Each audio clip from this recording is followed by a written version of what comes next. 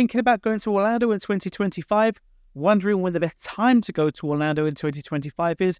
No worries, we're here to help you. My name is Martin, and I'm going to be talking you through the best and worst times to go to Orlando in 2025. The good news is that Walt Disney World on-site hotels are already available to book, along with the Universal hotels as well. So if you're looking to go to Orlando in 2025, we can already book villas, we can already book Walt Disney World hotels, we can book on-site at Universal, and we can book majority of the off-site hotels as well. Plus, we also have an allocation of flights departing from Edinburgh, Manchester, and London as well, which are available up until the end of 2025. Now, one thing that is going to skew the attendance in Walt Disney World and Universal is going to be Universal's brand new theme park, Epic Universe, which I am super excited about. We don't have a definitive opening date yet, but Universal have recently removed the word summer from all the publicity, which means that it could be opening, of course, in summer 2025, or it could be opening a bit earlier as well. Word on the street is it could be opening spring or very, very early summer 2025. And it's going to be absolutely amazing park. Check out our other podcasts that we did all about Epic Universe, and you can hear all about it. We don't really have any details at the moment about the ticketing or anything like that, but we do know that it is going to make Orlando a really busy place when it does open in 2025.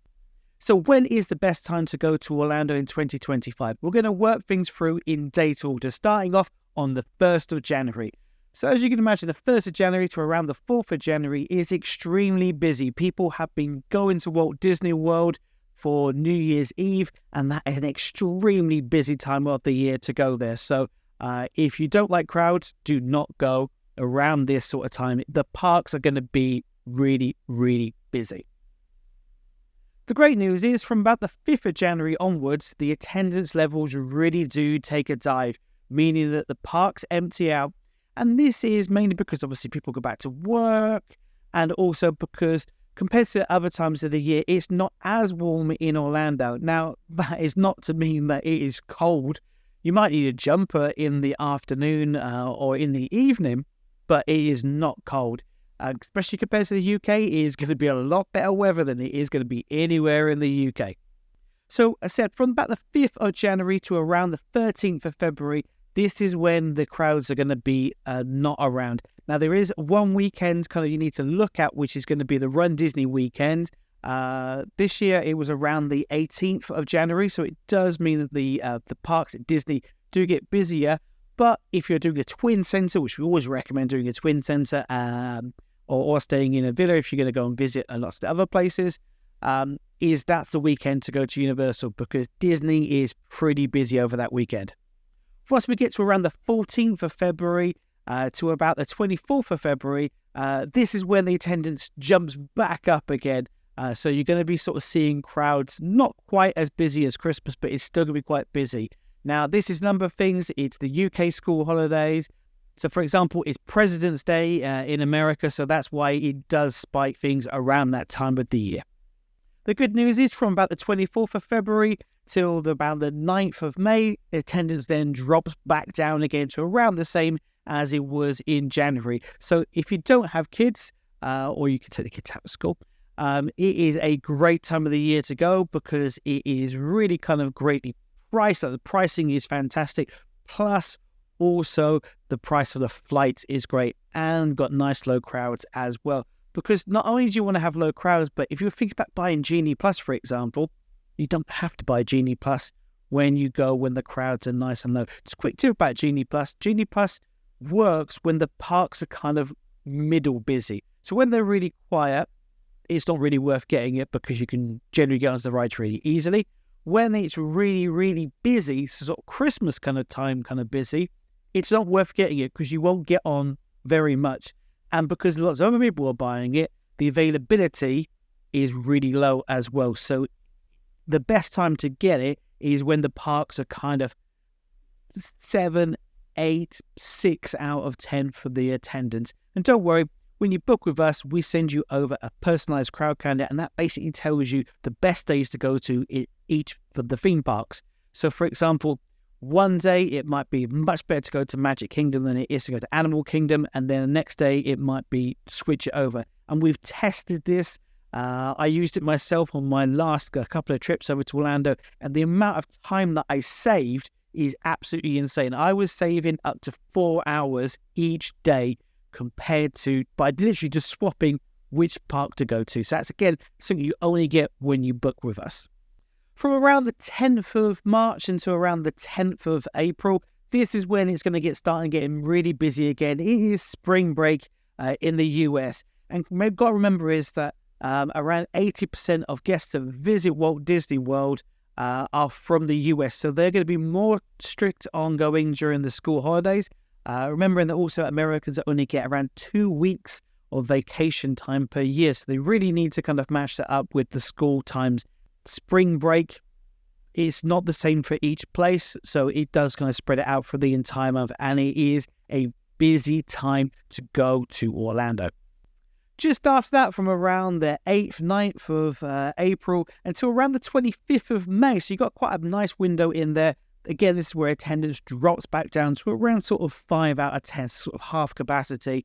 One thing to kind of be thinking about in May is that it can be a little bit rainy or rainier than normal in Orlando. If you've been to Orlando before, you know that when it rains, it really does rain, but it tends to stop quite quickly. In May, you are going to get great weather, but also be wary that there are going to be times when the rain is going to come down and it's not going to be as quick to finish. That is going to be one of the last times that the park is going to be quiet, because you've got to remember is that UK school holidays and American school holidays are not the same. So from around the 26th of May onwards, one, that's Memorial Weekend, that kind of sort of time. Plus also the American kids start breaking up from school. And then you've also got things like the 4th of July, those kind of things. So from around the 26th of May to around the 15th of August, this is still going to be, 7, 8 out of 10 capacity in the park. So it is going to be busy when you go at this sort of time. So a lot of people do say, well, we want to go in July when the kids first break up for school, or the kids break up from school a little bit earlier than the other kids. So we want to go then. Your flights might be cheaper, but the parks are going to be packed.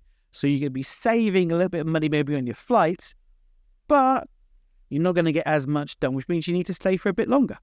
That's one of my tips as well, is don't look at how many nights you go for, look at how busy it's going to be. Because if you go on a 14-night holiday, but it's in the middle of a really busy time, that's the same as going on a 10-night holiday when it's much quieter. You're going to get exactly the same amount done in fewer nights. So you're going to be saving on those hotel costs. Plus also it's lower season, so the hotels are going to be cheaper anyway, and flights are going to be cheaper. So again, don't think that you have to go for 14 nights like most people kind of do. Be flexible. If you're going in lower sort of times of the year, be flexible and go for a short amount of time. About the 16th of August onwards is brilliant time for UK school holidays. It's probably the best school holiday to go, because from then onwards, the Americans are back at school, which means the parks really, the attendance drops down. Sometimes it can get down to 4 out of 10. But you're kind of averaging sort of like no more than 6, but around sort of 5. So fantastic time to go to Orlando. If you can be flexible when the kids go back to school, there is also a massive difference in the price of flights as well. So for example, if you fly back on or before the 1st of September, it's expensive. You can save an absolute fortune by flying back on the 2nd of September onwards. Again, from about the 19th of August onwards, this is when the flight prices also dramatically drop. So from about the 16th of August to around the 7th of October, this is when it is nice and quiet in the park. Now, one thing you do have to kind of think about is the weather situation around September. September is when you're going to get tropical storms more likely to occur in Orlando. Orlando is in the center, so it doesn't kind of get as bad as it does do on the coast, but it is something to kind of think about. I have been to Orlando twice when there's been sort of tropical storms on. Once they had to close the parks, and the other time it was absolutely fine. parks were still open. It was just a bit windy whilst you're in there, but we still had an amazing time, because any day at Disney is an amazing day. So from about the 8th of October to about the 22nd of October, this is when it is busy in the parks again as well. Not as busy as other times of the year, but you're looking at sort of 7s out of 10s. So it is going to be busier. So if you can go and you want to go for Halloween, try and go a bit later. So anytime after the 22nd. Because from about the 23rd of October to around the 23rd of November, again, this is when attendance levels drop. Now, a lot of people will do the not so scary Halloween, and they do the Universal Halloween things, but because they start at the end of August, you can actually go over Halloween itself, and it's not particularly too busy. Now, I've been over Halloween itself. We went on Halloween night actually to Universal, and that's pretty scary. I don't like people coming towards me with chainsaws and things like that. So it's not something that I will be looking to do again. Maybe I'll go and do the Mickey's Not So Scary one. Fun with rides, not so great with clown maniacs. Around the 24th of November, this is when the crowds are going to start picking up again for Thanksgiving. So this is a massive, massive, massive holiday in the US. Then you've also got things like Black Friday afterwards, and you've also got the Cyber Monday and that kind of stuff. And it is a amazingly busy time to go to Orlando. Just don't go during that time. The parks are super, super, super packed. From around the 2nd of December onwards into about the 19th, again, the attendance is nice and low.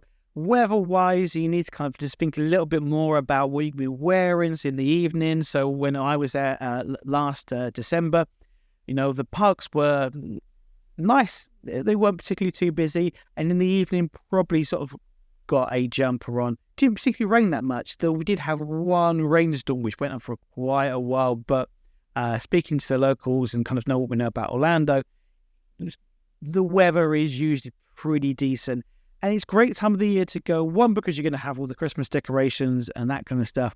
But also, it's a great time of the year if people don't like the heat. If you don't like the heat, December, January, February are great times to go to Orlando. And then from about the 20th of December onwards, this is when you're going to get into Christmas season, and it is extremely busy. If you have never been before, do not go. You will absolutely hate it. The analogy that I always give people is that if you turned up and you'd never been to a shop before in your life and you went to the next sale on Boxing Day, you would never go shopping ever again. It is carnage. This is exactly the same with those other sort of times I've been telling you about. So sometimes over Easter and also in June, July, that kind of stuff. And especially over Christmas, it is extremely busy. Unless you have been lots of times before and you really want to be there for Christmas, it is definitely not a time that we recommend. Now, the other thing to think about is that if there is a early booking offer with Disney to stay at one of the Disney hotels, these will exclude certain dates. Now, we don't have the information yet. We're recording this in February 2024. We don't have any information yet about any early booking offer for 2025.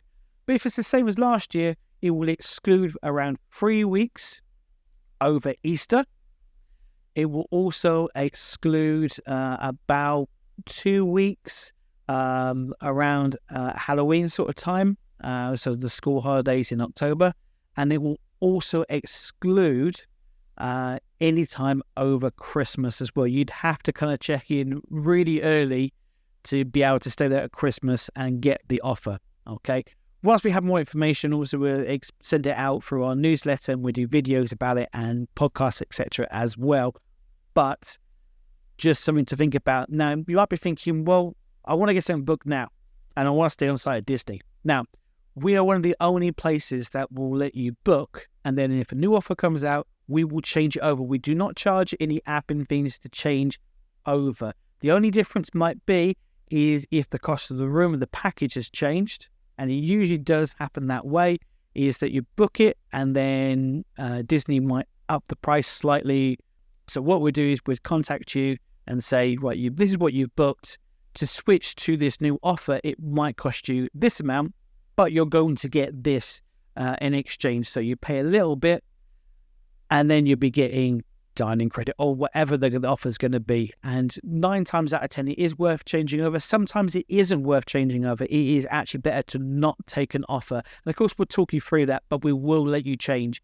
A lot of other travel agencies and places won't let you change over to any offers, or if they do, they're going to charge you horrendous admin fees as well. So we're one of the only ones that won't charge an admin fee. So if you are looking to book your Walt Disney World 2025 holiday, please get in touch and we will be really happy to help. So the main points to avoid are: do not go over Christmas or New Year. It is extremely busy.